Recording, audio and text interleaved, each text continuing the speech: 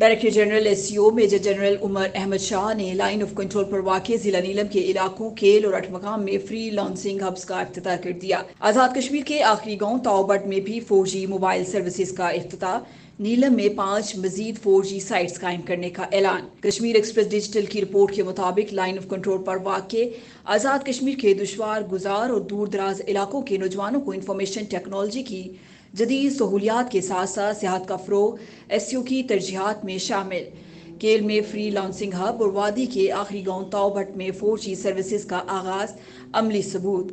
DG SCO ने इस अज़्म का अयादा किया कि अवामी खिदमत का अमल हस्ब साबिक जारी रखा जाएगा। वादी नीलम के नौजवानों की IT में दिलचस्पी काबिल तारीफ है। शारदा और कुंडल शाही में भी फ्री लॉन्सिंग हब्स कायम किए जाएंगे। चीफ ऑफ आर्मी स्टाफ के विजन के मुताबिक आज़ाद कश्मीर और गिलगित बल्तिस्तान में गुज़श्ता 10 माह में 40 से ज़ायद सॉफ्टवेयर टेक्नोलॉजी पार्क और फ्री लॉन्सिंग हब कायम कर दिए गए हैं। मुस्तकबिल में भी यह सिलसिला जारी रखा जाएगा। DG SCO का कहना था कि वादी नीलम सेहत के लिए जितना अहम है इतना ही दुश्वार गुजार भी है। किसी भी किस्म के मुश्किल हालात में राब्तों की बहाली बरकरार रखने के लिए एस्कॉम टावर्स को सोलर से मुंसलिक किया जा रहा है।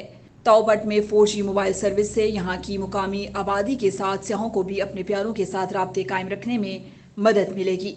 वादी नीलम के नौजवानों, तलबा और तालबात, मुंतखब अवामी नुमाइंदों और शहरियों ने इलाके में IT की हौसला अफजाई और तरक्की में बुनियादी किरदार पर पाक फौज और SCO को खिराज तहसीन पेश किया।